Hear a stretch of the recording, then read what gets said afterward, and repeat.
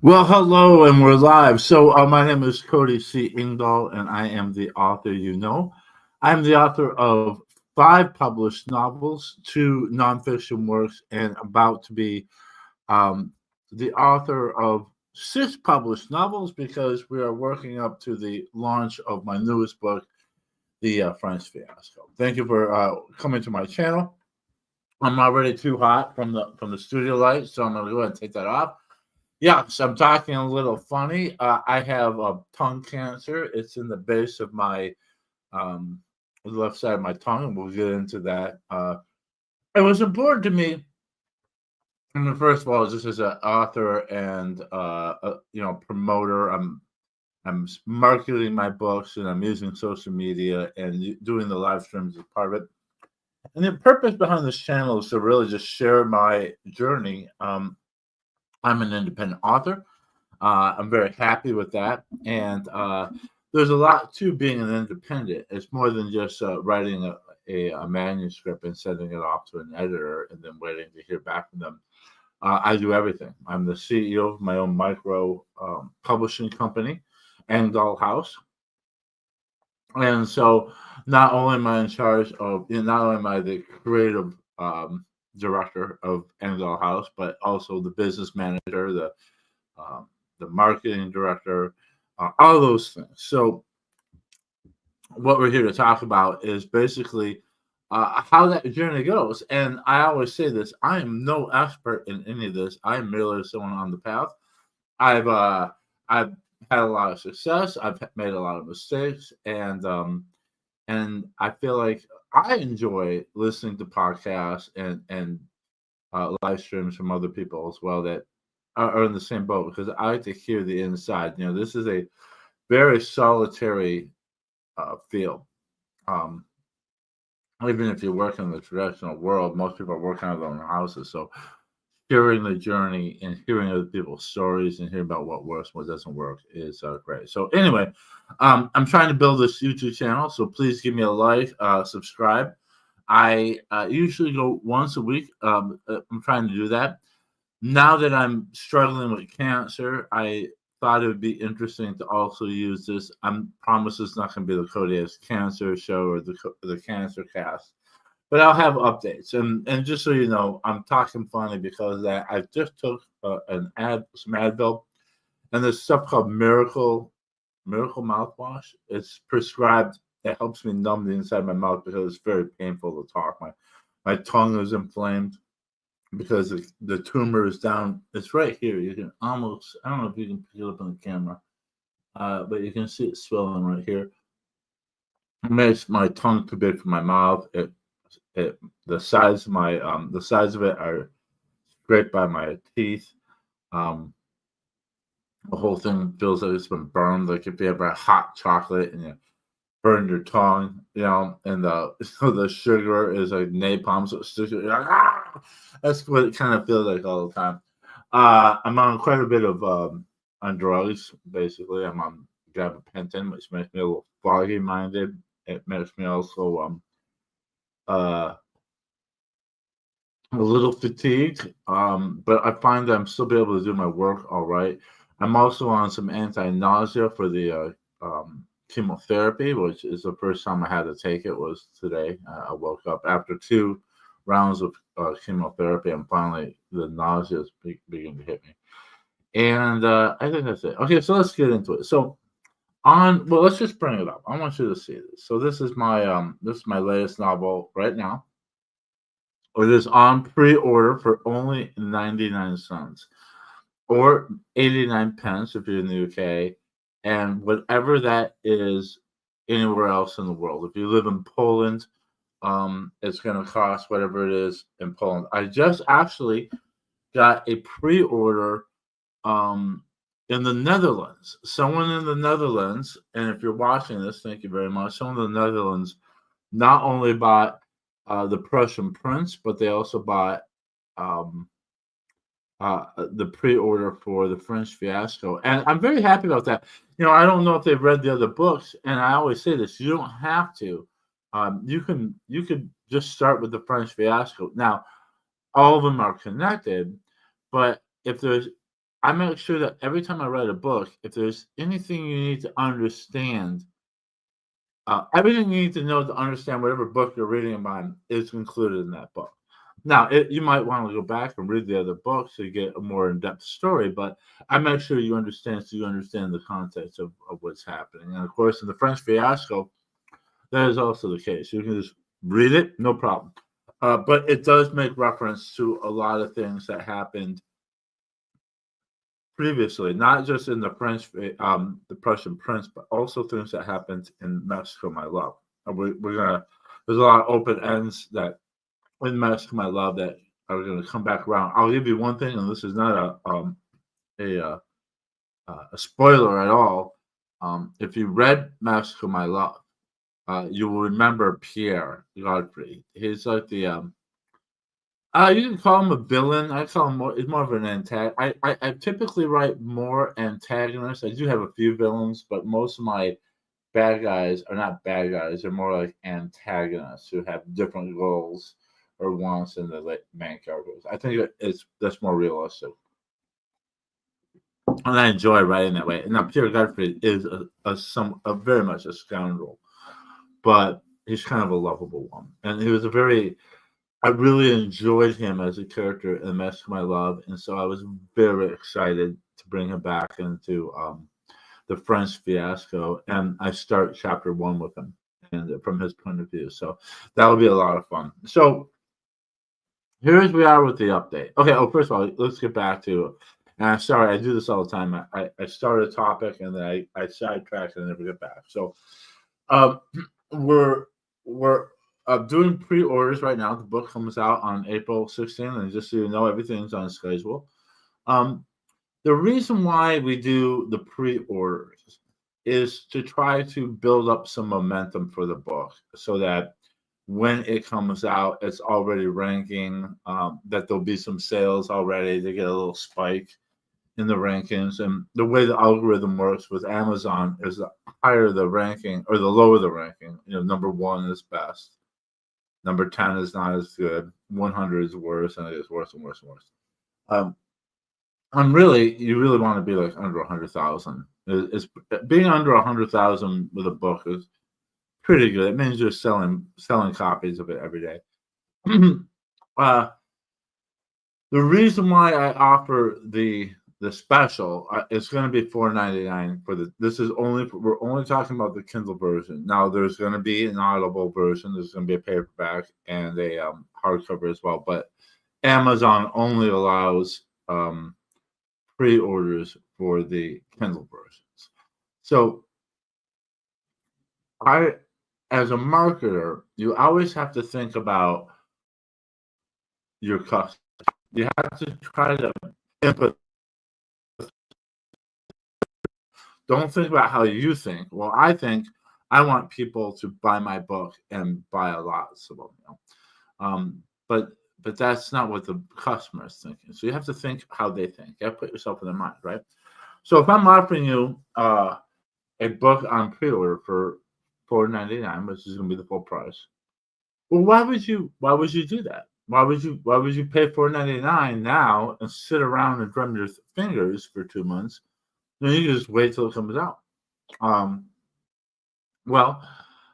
So I feel like, and trust me, there's a lot of people do. Usually people with traditional publishers that don't have any say. But I have a friend of mine who's got a pre-order, and his pre-order is at full price. And I don't criticize him for that because it's probably not his choice. But I think that giving a reason to buy it now and saying in a reason, hey, it's gonna go up, so get it now so you can get it at this price. By the way, the French Fiasco, the pre-order, the link for the pre-order is down in the description below. So check it out, and if it looks like something you want to check out, you can pre-order for just $1 or whatever that is in your country worldwide. Unfortunately, I can't do that once the book is published and I run those 99-cent promotions or 99 pence promotions. I can't do that anywhere else. It's just the rules of KDP. And I'm sorry, Britain, I can't do it for less than 99 pence, even though I know that's more than what the Americans are getting. That's not fair. But but I'm still giving you a deal, 99 pence. I think that's, I have seen that a lot of the British authors will do 99 pence in the UK and then like a buck 20 or a buck 25 in the US to kind of balance that out. Okay, I mean, if you think so, that's fine. I'm willing to pay the $1.25, but come on. What are you really trying to do? You're trying to get as many copies in people's hands to help boost that, help spread, to build up that groundswell of people reading your book, and because that's really what it comes down to is you want to build a readership, and that is what I'm doing. Okay, so I finished writing the French Fiasco in uh, January, and it was at that time right around 100, a little over 109,000 words. Um, I'm working to get that lower and lower as I'm editing it. Of course, when I edit it, not only am I taking out like unnecessary words, unnecessary phrases, gratuitous adjectives and adverbs, um, clunky sentences, breaking up complex compound sentences into simpler things, that does eliminate. But sometimes when you're reading something, you're like, I need to explain this a little better because they might not understand what I'm talking about in the context. So sometimes you have to add things as well. I find I've had to do both. So the word count is coming down, but not dramatically. I think we're around. I think we've dropped about 1,000 words out of it so far, and I'm maybe halfway through my part of editing. And usually, what I do is it's a multiple part, and so I get done with the book, and the first thing I do is a general read through. And when I do this, the read through, I don't allow myself to do a whole lot of like deep editing. I might fix typos here and there, but the initial read through is just to read through it as if I was a reader, to see if it's cohesive as a novel. Does it flow? Does it make sense? Is it missing? Is it missing things? The pacing, all that. Another thing is too is that it takes me about let's see. I started this back in March of last year, and so it took me about 10 months to write it. So by the time, let me see if I can, yeah, I can pull this up. Yeah, I started writing it. You can't see what I'm looking at here because my Mac doesn't allow me to share all the different windows in StreamYard here. But I started back in March the 4th of 24, and I finished uh, January 10th. So basically 10 months and 6 days. So by the time you sit down and do the read through, it's been a while since you wrote those first chapters. So it's really good to get a good sense. And like I said, if you're taking your time meticulously editing as you go, you kind of lose a sense of the flow. So I just read through the whole thing. It refreshes my mind of everything that's happened in the book. And then once I do that, then I can start the process. And my process is basically, first of all, I've broken the book up. It's already in 5 parts, so there's like a part 1, part 2, all the way to part 5. Chapter 1 precedes part 1, and chapter 1 is really a prologue. But I stopped using the term prologue, and that's like a marketing thing. Apparently, a lot of modern readers don't understand what that word means. They don't know. They think that is the same as a preface or a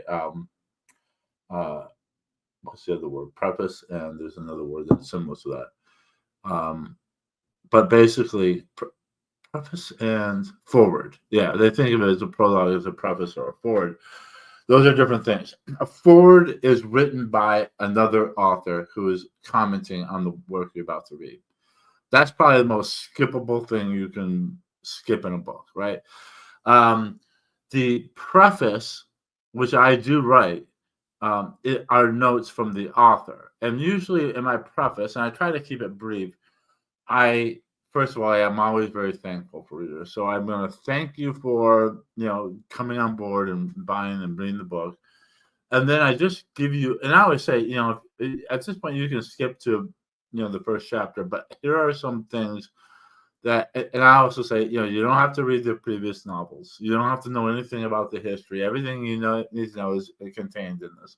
But here are some things that might help you along the way. And there's this, idea of like a historical context. So like in this book here, The French Fiasco, it's about the war between the North German Confederation, which will eventually become the German Empire, against the French Empire. And it's an empire at that time. It's ruled by Louis Napoleon III. And I give a brief history, a very brief one, of the history of France and Germany, and not only their founding from all the way back to the Romans up into the onset of this war, so that you understand the context, why they're going to war, and all the political things that happened up to that point. And I do it very briefly, I promise you. And then I go over a few things like my use of language, my use of measurements, and things like that, just to give you a little bit of perspective that might make it easier for you to read, but you don't have to read this. Then chapter 1. Now, chapter 1 is a prologue. A prologue is part of the story. A prologue is narrative. So it's narrative form, like the rest of the book. But it's something that happens slightly before the story picks up and goes, right? And it's important because it kind of sets the tone. It gives you some, think of it as, in film terms, and they do this a lot now with many films, but this was always something very much part of the James Bond brand. The movies, and I've never read any of the novels, and I should. The movies always start with a cold open, and it's basically you're seeing the end of a previous mission. It's a media res.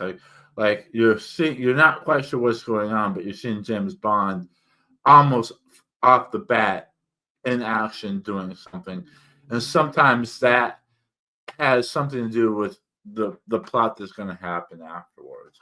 So it's important. So like for me, even though this book takes place mostly in France, a little bit in Prussia, chapter 1 starts in Mexico, and it makes sense. And it's a prologue, but I'm just calling it chapter 1 because it starts with Pierre Godfrey. And if you've never read The Mask of My Love, then it's introducing you to the character. If you have, it is reminding you of him and who he is, and kind of catching you up of what has happened to him since the last time we saw him, which was at the fall of Mexico City in 1848. It's now, chapter 1 starts in 1867. And it'll make sense when you read it. Then after that, part 1. So there's 5 parts. So when I do the editing, I break it into 7 chunks.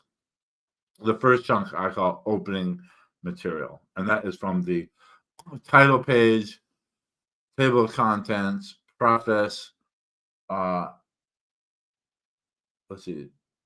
preface, appetite, chapter 1. That's opening. And then I move on to part 1, part 2, part 3, 4, 5, and then closing material. And once again, instead of saying epilogue, what would be the epilogue, which happens after part 5, is just actually I use the word denouement, which is the French. I only use that because this is a very French book, and so I wanted to use the word denouement. I don't know if I use that in Mask of My Love too, because Claudette is French, and so is Pierre. And so there's a lot of French themes in it. But the denouement is the epilogue, and then chapter 37 is basically the epilogue, which kind of explains, wraps up what happens after the main action is over. The main action ends with chapter 36, and so then that is closing material, which is the chapter 37, the historical note, the acknowledgments, the uh, the glossary, the sources, and then other works by Cody Sandoval. And one of the reasons why I break it up in these 7 chunks is to have manageable pieces, but I want it to be longer than the chapters, because I've been writing as chapters throughout the whole book and consuming it as chapters. As in, when I write, I usually at the end of each chapter do a little bit of editing and revising of that chapter before I move on to the next one. That's just the way I do it. Not everybody does it that way. I understand other people's reasoning for doing it differently. That's just the way I do it.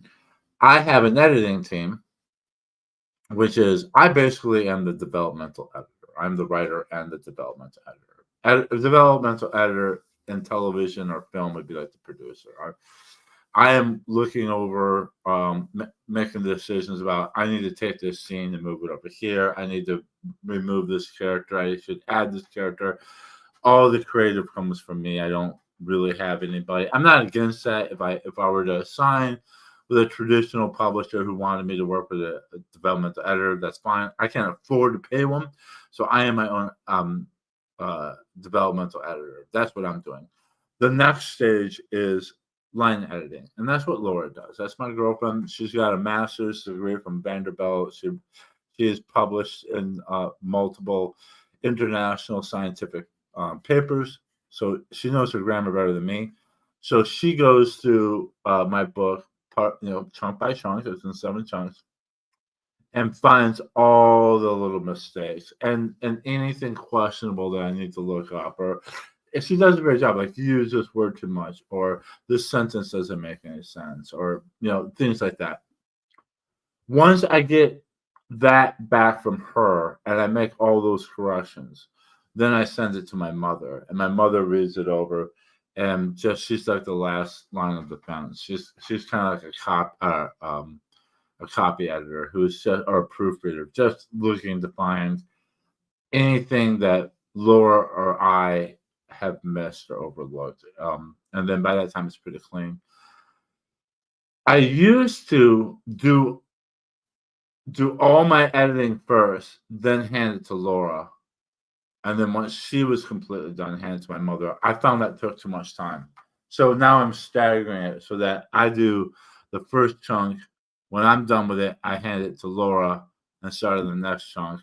When Laura's done with the first chunk, I do her changes and then hand that to my mom, and then just keep cycling all 7 bits through until we get the whole book done. And I decided that was a better use of our time, and I would like to have the editing done with plenty of time. In fact, I'm hoping that once we get done with the whole thing, I'm going to do another last read through just to make sure. Unfortunately, my mother has been having some. Everybody in my family has got medical problems. My mom has had trouble with her blood pressure. She had to go to the hospital. It got really high. She had some kind of wasn't a stroke, thank goodness. It was like a seizure or something. And so she's taking it easy, and because of that, I'm not asking her to do anything. So it might be on just Laura and me, but we'll see. But I used to say, okay, 2 months. I moved from when I finished writing 2 months to edit. I bumped that up to 3, and the reason why is that, first of all, I want to give myself plenty of time. Especially, it's one thing if before my first 2 books I didn't run pre-orders, and so it didn't matter how long it took. It just took as long as it took, and when it was done, I published. Now, because of the pre-orders, I want to have a reasonable date that I can get it done, because the last thing I want to do is put out pre-orders and then fail to hit the deadline. So I want to give myself plenty of time to do a good job, me and my team. I think the first time I did pre-order, I did like like 2 weeks. And by that time, everything was pretty much done. The next time I did it, I think it was a month. Let's see, the first one was Mexico, My Love. Then I think with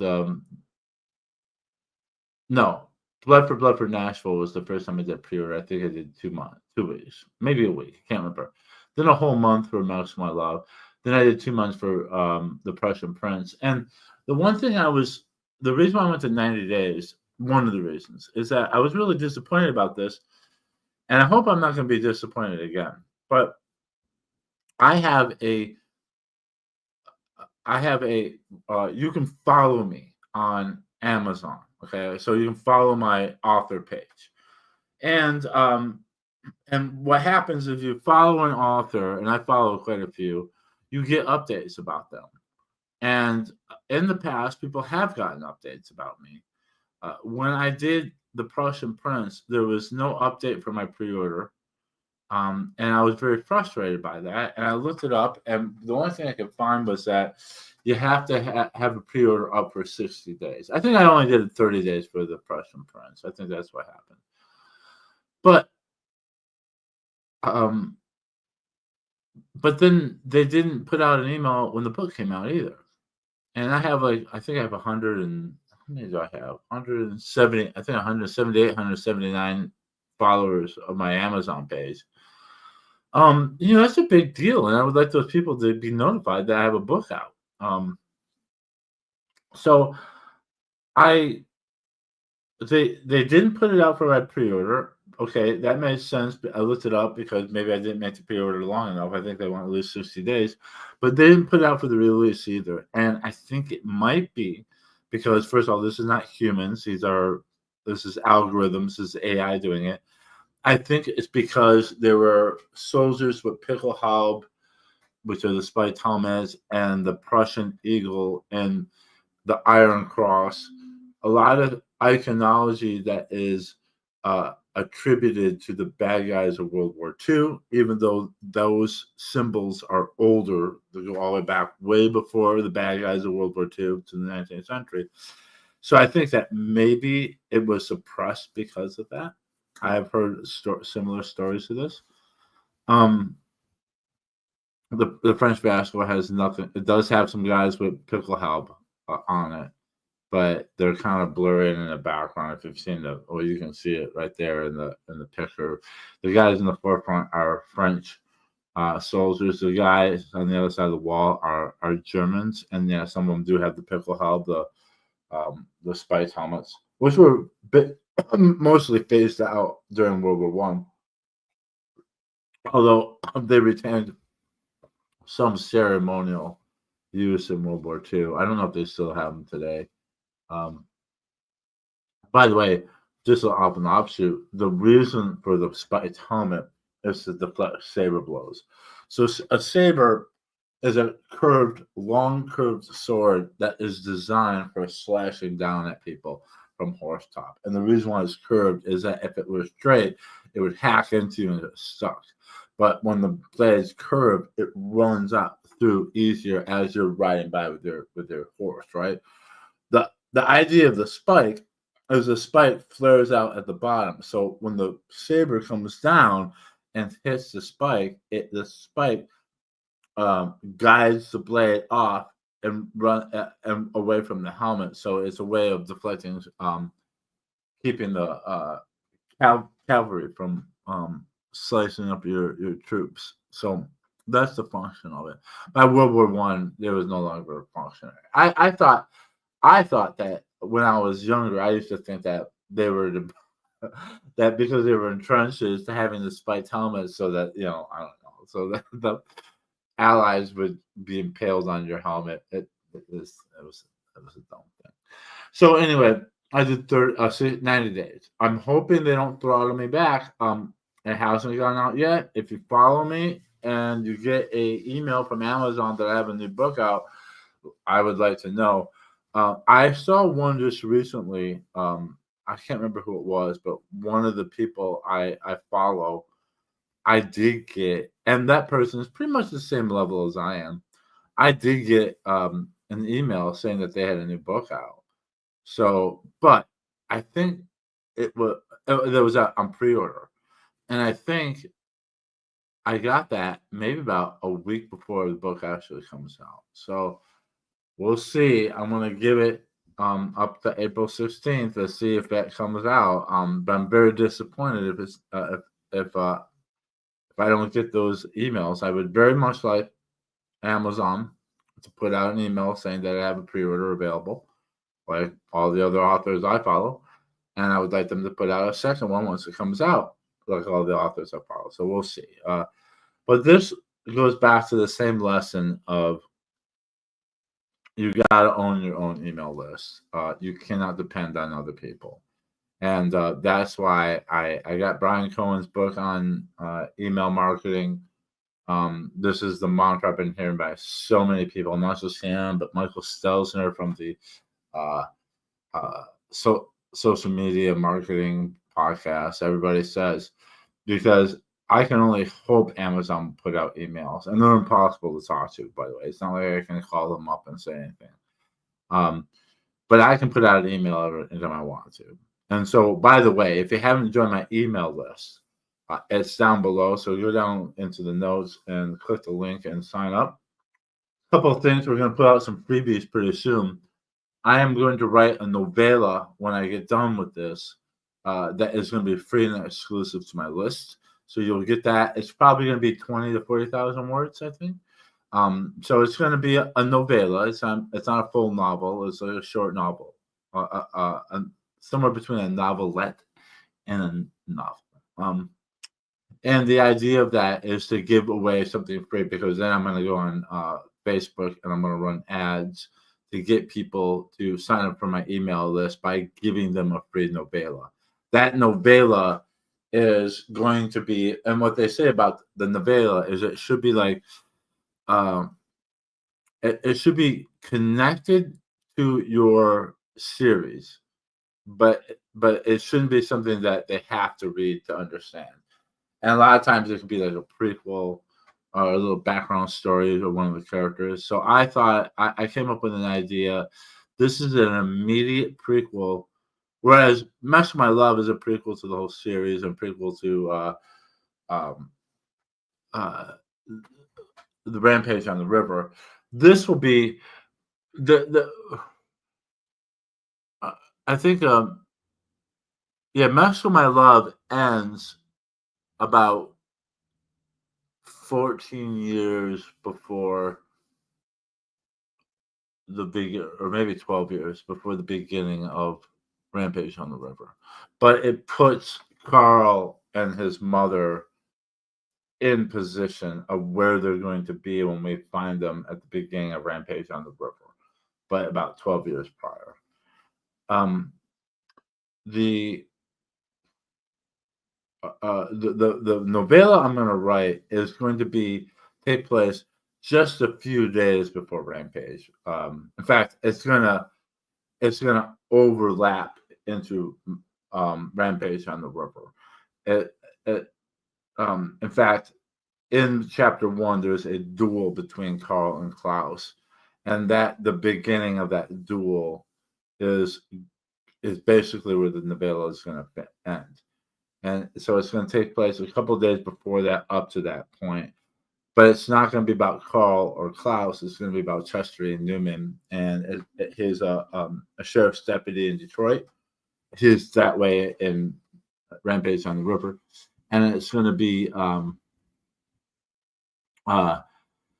he's going to be dealing with slave catchers and runaway slaves, and trying to get his captaincy in the 2nd Michigan Cavalry. And Carl will be making an appearance, of course, and some of the other characters that you may know and love from the series. But it's going to be Chester and Newman's story. I'm very excited about it. It's going to be called the Underground Railroad Ball.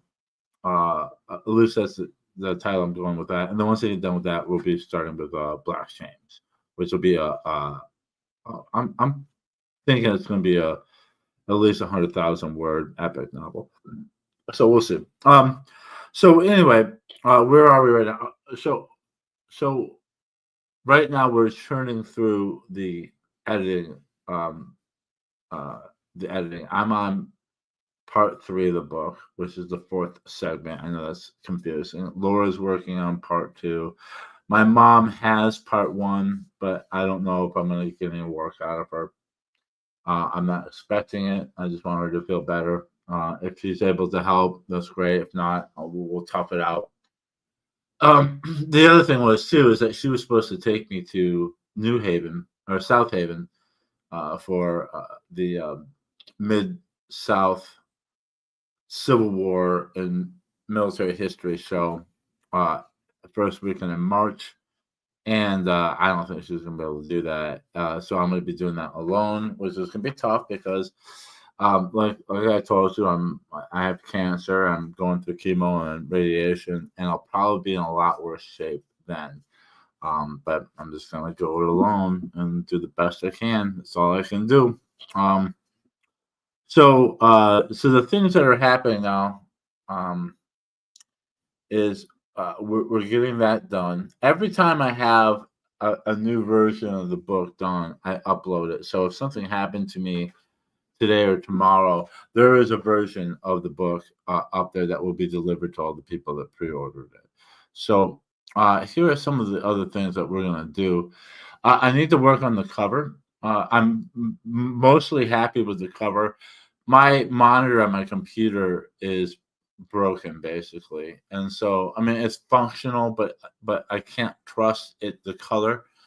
So I need to go on a better computer and go in there and work on the cover. What I want to do is what's called, you've seen this in um, the Prussian Prince. If you look at the cover of the Prussian Prince, my friend Jack Scott darkened the top and the bottom of it. It's called, what's it called?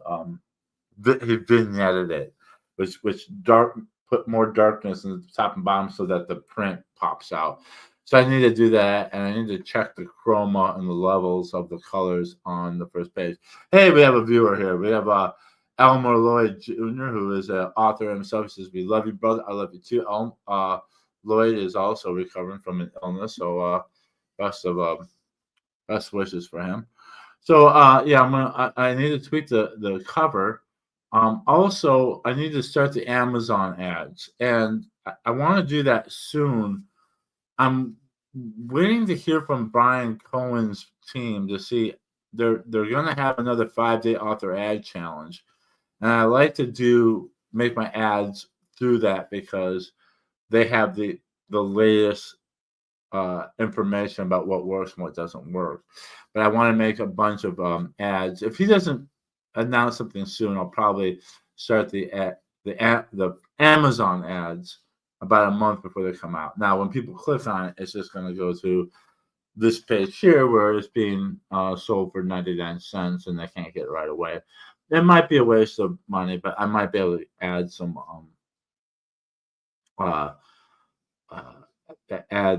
more pre-orders.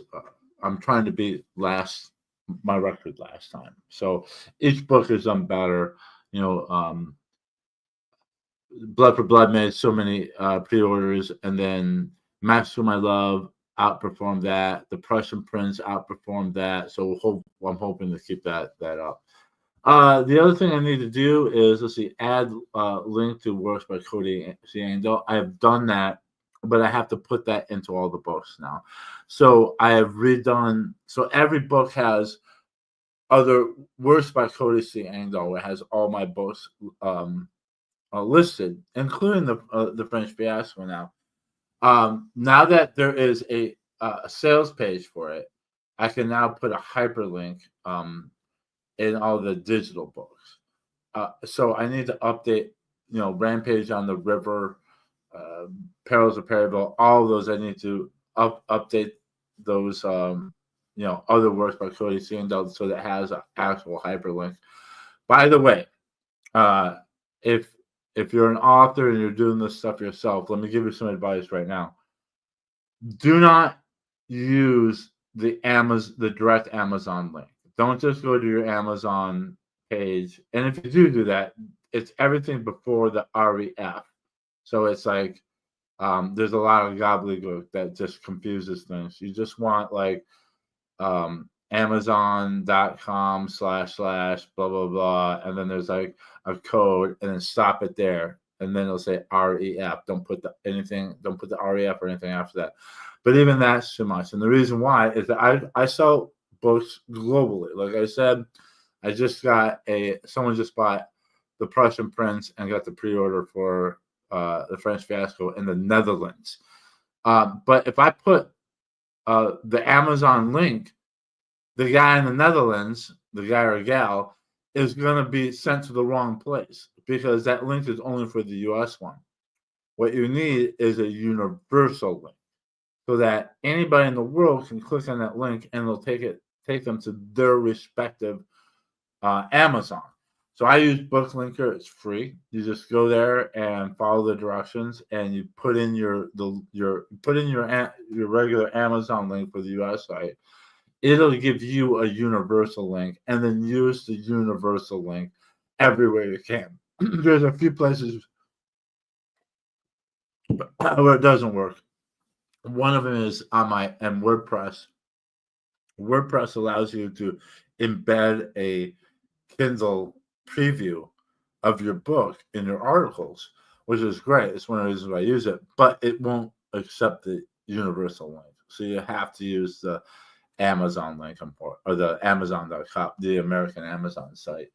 But that's one of the few ones. Everything else, universal link. So if you are putting hyperlinks, especially in your ebooks, make sure you get a universal link and you're not just linking to the US page, because there are some months where I make more money. Not every month, but there's some months where I make more money in the UK than I do in the US. And so I want my UK readers to click on the link and be taken to amazon.co.uk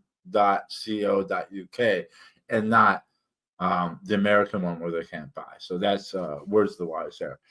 Redo the keywords. You get 7 keywords when you set up your KDP. When you set up the book, you build the book in KDP. That is, I've never quite understood it. I still don't think I'm doing it effectively. You want to find 7 words that people might be typing if they're looking for a book like yours. So there's a ton of like instructional videos on YouTube and courses. I'm going to spend the day and really, really nail that down. Add a preview to the Prussian Prince. So I am now going through my editing, and I think I found the preview that I want to use, but I wanted to go through it and look at different parts of the book.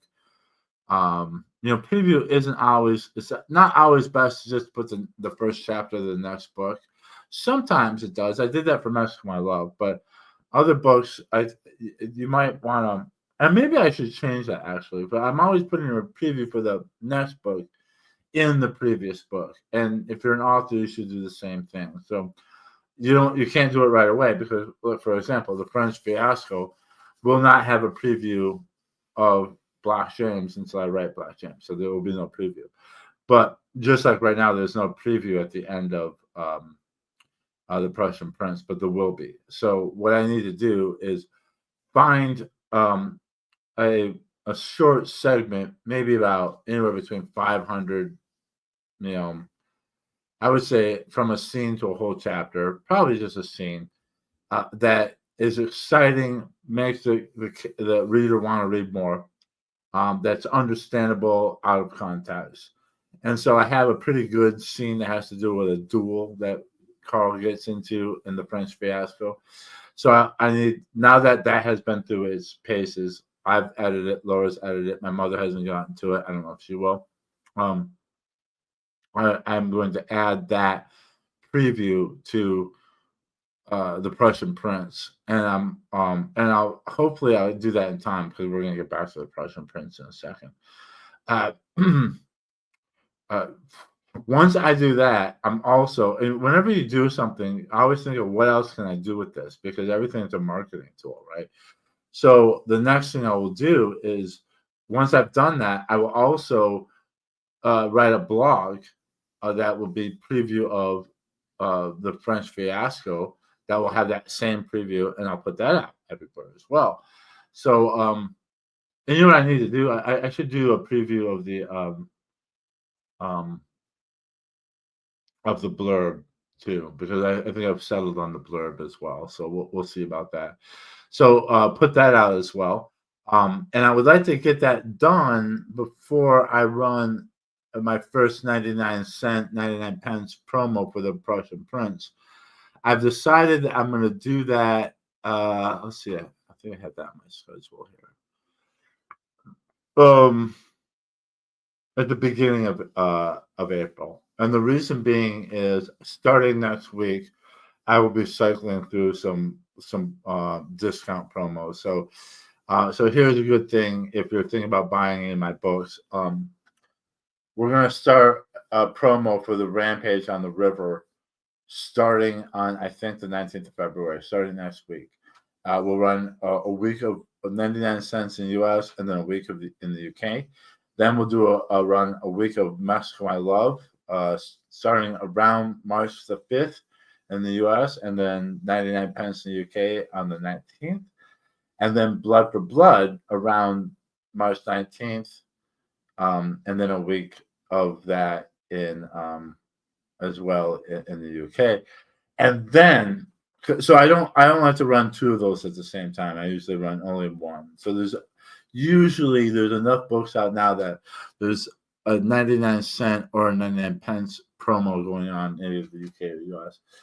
After that, there will be room. There won't be anything else. So there'll be that's when I'll run the first promo for the Prussian Prince. And just so you know, the Prussian Prince, when it came out, it sat at its, it was a 99 cents, 99 pence during the pre-order.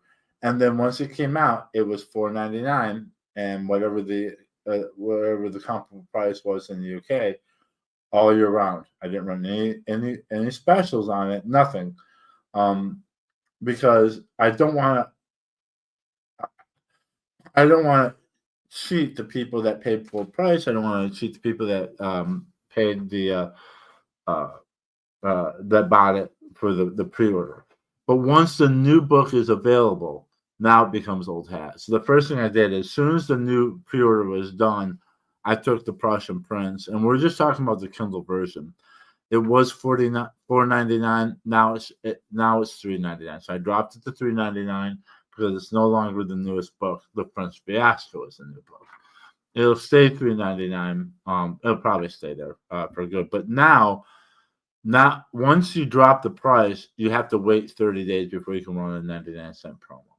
So I could do that now, but I'm going to wait because I'll be running promos on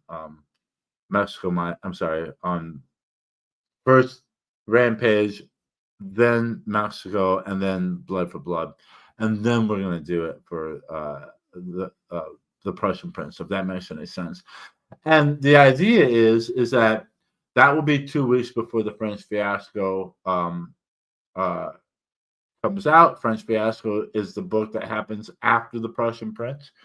And so my hope is that people will buy the Prussian Prince for 99 cents or 99 pence. They'll read it, and by that time, the preview for the French Fiasco will be in it, and the link is already there, so that they'll finish that, and they'll be like, "Hey, let's go on to the next one. It's ready to go. It's launched." So that's the whole idea behind that, and the philosophy.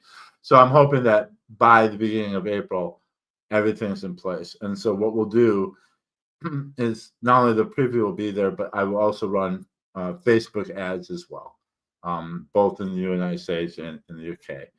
Let's see. So we do the full, and then that's it. Once we're done with the editing, if my mom does it, great. If not, I'll probably do one more read through while I'm building the print books and having the audio book done, and then bam, we'll publish on the. Actually, I have to have it all done. I think like a week before the publish date, because Amazon needs to approve everything, and so the week before it comes out, I have to have it all done and uploaded, and I can't touch it afterwards. And then we'll build the audio book and the print books and all that stuff, and have that all ready to go. I'll order a box of it. I already have a couple of people who want signed copies. I do that. I don't advertise it because The truth is, I'm very happy to do it for people who want it, but I don't really promote it because I don't know if I could handle doing a whole lot of direct sales. Maybe someday. I know some authors have gone that way.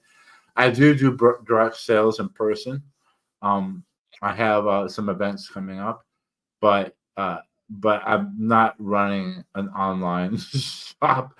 So for the most part, I sell them through Amazon. However, every once in a while, someone says, "I want a signed copy. How do I get one?" And then I tell them, I said, "Yeah, you can PayPal me the money. Basically, I charge you the same amount Amazon does plus shipping, and then I'll sign a copy for you and drop it in the mail, and you should get it."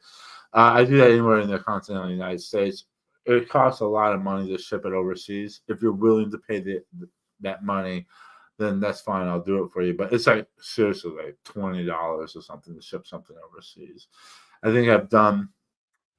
I did I, s- I got involved. I've done it twice now.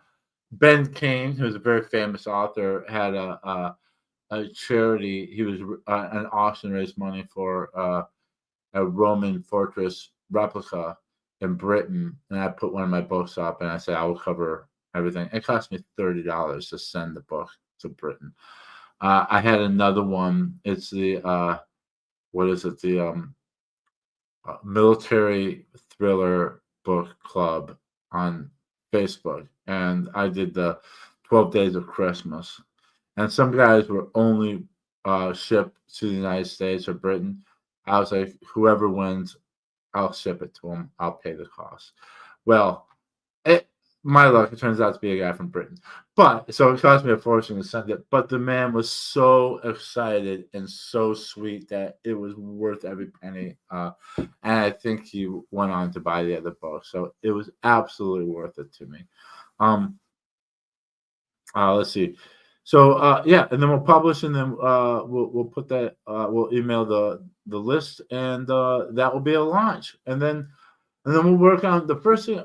I'm going to work on the novella for the email list, but I said this earlier. I'm going to give away two things, and one idea I've had is at the end of all my books is a glossary, and it's basically military terms, archaic terms that people used back then, or maybe foreign terms that I'm using in the writing that I don't always like explain, or if I explain once, it's a reminder. So I just like to help the reader as much as possible. And every time I've copied and pasted that glossary, added things, taken things out.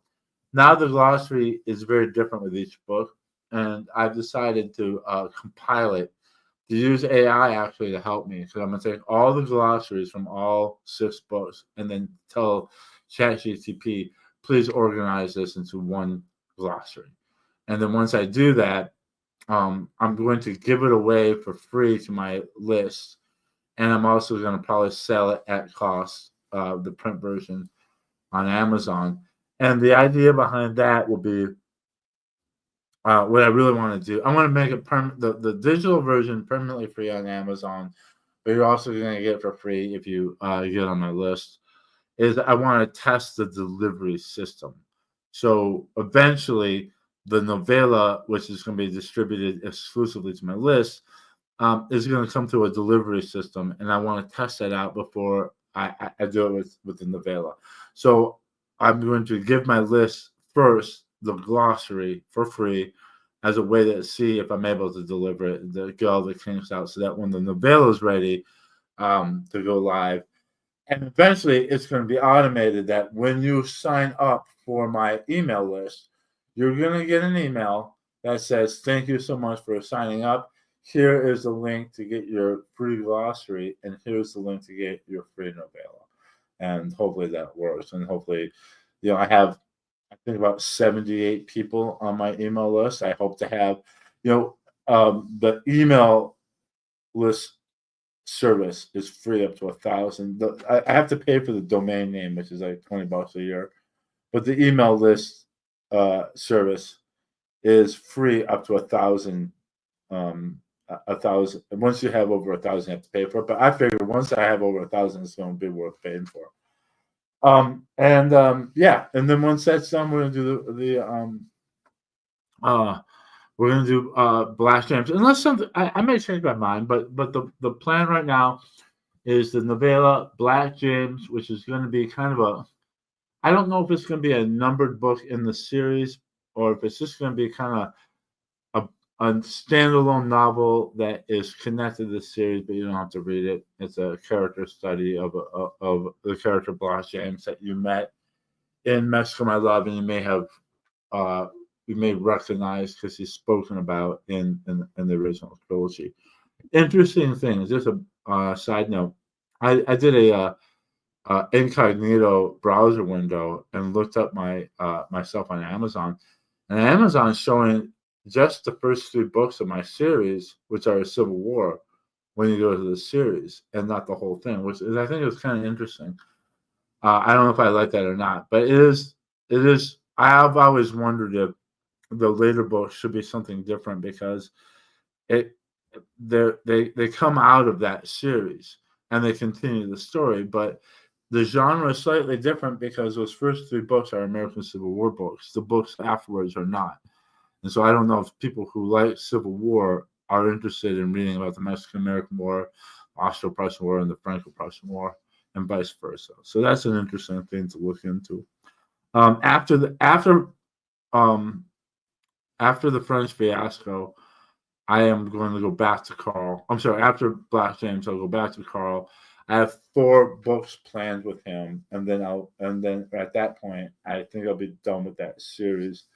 There are other books that happen afterwards that I might do that may or may not be part of the series, and then there's a whole bunch of other books that I want to write that are, some will be standalone, some will be series starters.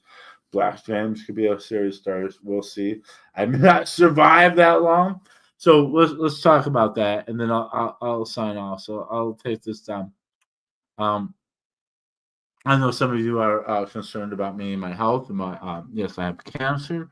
I have a tumor in my lower base of my tongue on the left side. It's papilloma. It came from human papilloma virus, HPV. I think I'm saying that right.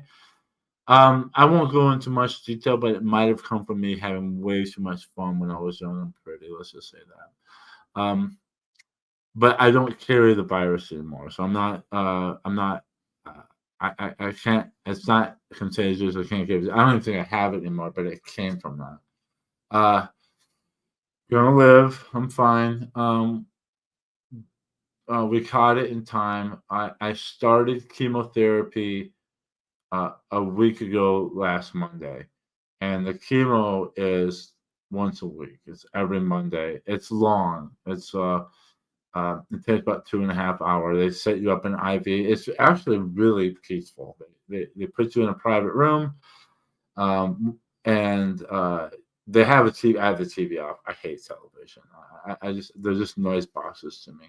I go in there with my computer and I work on the book.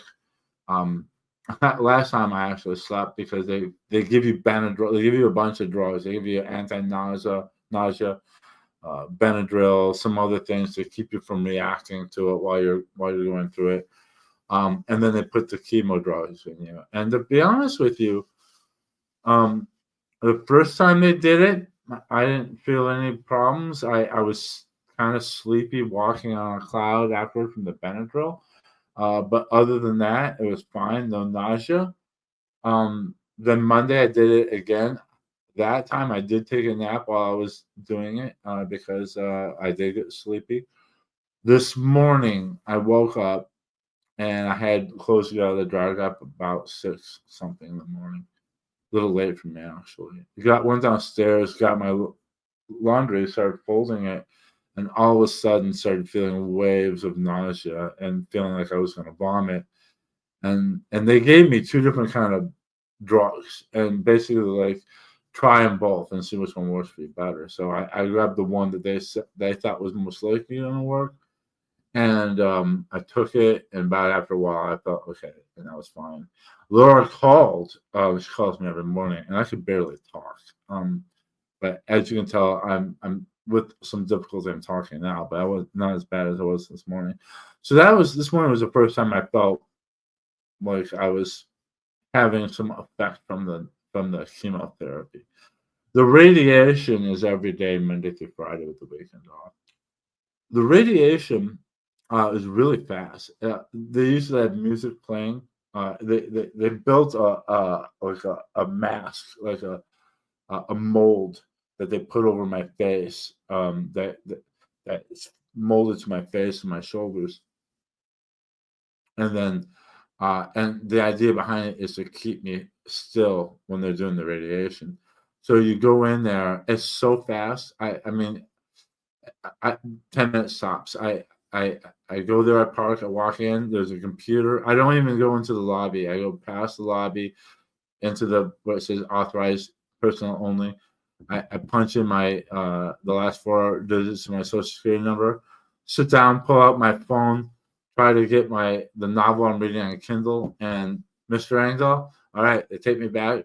I get on a bed, they put the mask on top of me and they strap it down so your face is just locked in, and they strap you in and then they put you into this tunnel. You don't feel anything. Um, and then they come out. The first time I did it, felt nothing. About an hour later, I started feeling it. I started feeling, it feels like someone taking I would say it's like a railroad spike and they're just driving into the corner of the mouth because that's where the tumor is. So the pain was there. I had some nights where the pain was very intense. They've upped my gabapentin. The gabapentin is like a nerve blocker. And so I think the first week was only 100 milligrams. I'm up to 300 milligrams. I think when I get done, it goes up to like 300 milligrams. That it makes me a little foggy minded, a little fatigued. I've had some weird things happen, including I bought prunes and I brought them home, or I thought I bought prunes. I couldn't find them. I'm looking in the refrigerator. I'm looking at every single thing. You know, I'm like, I know it's got to be. It's not in here. It's not in the cupboard. It's not in the car. I tell Kroger, they're like, okay, we get another one off the shelf. You're fine. I come home, go to put it in the refrigerator, and guess what's sitting in my refrigerator right in front of my face? The prunes. But I couldn't see them because my mind's fucking, toast from the drugs and everything. So anyway, that happened. But I'm able to do usually. I like to get up at 5 in the morning and work on the book. My mind's clear. It's quiet outside. There's not a lot of distractions, and that's when I do it. So I've had my first full week. I've had 6 treatments now of radiation, 2 treatments of chemotherapy. Um, I am beginning to feel some, like I said, the nausea for the first time today. I can feel it right here. It's gonna be. I'm due for a gabapentin pretty soon. It's gonna get worse before it gets better. I saw my swallow therapist because my ability to swallow food is getting more and more worse. What's the worst part about it is the danger of it getting into my lungs and me getting pneumonia. Um, so I had a session with her today. I'm getting a feeding tube installed in a few weeks because it's probably going to, as the more radiation, the more damage they do here, the harder it's going to be for me. At first, it was hard to swallow because of the tumor, but now the radiation is making it hard as well. And so I might get to the point where I can only get nutrition in and water in through a feeding tube. It's fine. I'm willing to go with that. And like I said, I'm probably gonna have I'm probably gonna be in terrible shape when I go to South Haven in the beginning of March. And unfortunately, because my mother's having medical problems, she's not gonna be able to help me. Neither is Laura. So I'm just gonna tough it out. But that's the thing, man. This should knock it out. I don't know if it's going to be for life, but this should knock it out for now. And after I think after mid March, I'll have my last treatment, and I'll be on the road to recovery. I have a I'll be selling books at the Mid South Civil War and uh, military history show. First weekend in March. I think it's March 7th and 8th, somewhere around there. I just got booked to do the White House in Museum the weekend afterwards. They're giving me a table, and so I'll be selling books there. I've done a lot of work for them. They're very kind to me. I've volunteered. We've done a lot of elementary school programs of Pioneer Days, and Paul and I will go play tunes. And so this is them kind of. I'll tell you personally, if you are paying for tables, I'm not knocking that. If that works for you, it doesn't work for me. So I don't ever pay to have a table. But if people say we would like you to be a part of our thing, we want to give you a table, I'm willing to do that. And sometimes at this point, a lot of times it's at a loss. I mean, I'll sell anywhere between 10 to 30 books, and maybe that's not always worth it as far as gas or time, but it's always worth it to me to meet new people. So the Mid South show always gives me a table because I play the fiddle and they like that, and I add to the ambiance. The museum, same thing. I've done a lot of volunteered a lot of fiddle service to them, so they're giving that to me. Then after that, I'm in April. Paul and I are going to be doing. I think we're going to be at Master Station. That's a paying gig. Master Station always pays us. Well, usually every once in a while we do some free stuff for them, but they usually pay us. They're really good to us. Uh, let's see here, April Heritage Days. Yeah, I think about 3 days. That's a similar thing. They have like blacksmiths and weavers and people in costume, in period dress, and Paul and I will be there. I don't get to sell any books like that, but they pay us, and that'll be a month after treatment. So hopefully I'll be in good shape, and then I plan to be in great shape during the summer. One of the things I want to do is I want to uh, do a book tour in Michigan. I write about Michigan Cavalry, and if I'm in good shape and if I'm not working a job, because I do side work here and there, if I'm not working a job that uh, keeps me from doing it, I might go to Michigan for about a month and try to do as many shows as possible. So we'll see. And hopefully I'll be in good shape. Maybe a little less hair, maybe a little thinner, which is not too bad. I'm pretty close to what I want my goal weight to be. So as I go down in weight, I'm going to kind of pick where I want to be when I come back up. The other thing is I had high blood pressure, but that's balanced out now. So my blood pressure is great. So anyway, I'm gonna let you guys go. It's been a while. An hour and 8 minutes. Whew. Thank you so much for tuning in. I'm gonna try to do this every week. Uh, it's kind of twofold. I promise this is going to be like the Cody Has Cancer show, but I do want to share with you the journey a little bit, and it's only really here that I talk about it, and it's because it was here that you that watched this were even back when I was in Florida taking care of my dad, and I thought it was allergies. So I don't want to turn my social media into, hey everybody, feel sorry for me. I got cancer. That's not what I want to do. But I'll talk about it here, and then also this journey about publishing the books and letting you know what's going on. I'm reading Ben Cain's Napoleon Spy. I'm really enjoying it. So I'm about halfway through that. So when that's done, we'll do a book review.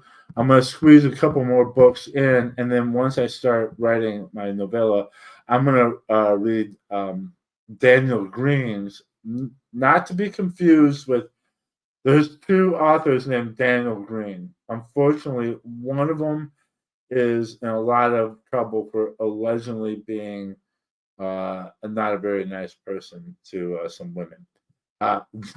My Daniel Green is awesome. He's from Michigan. He writes Civil War. He also writes fantasy under a different pen name that is not Daniel Green, and now I understand why. So it's not the same guy. The guy who has the YouTube channel is not my Daniel Green. But anyway, Daniel wrote, I wrote books about the 2nd Michigan Cavalry. Daniel wrote books about the 4th Michigan Cavalry of Michigan.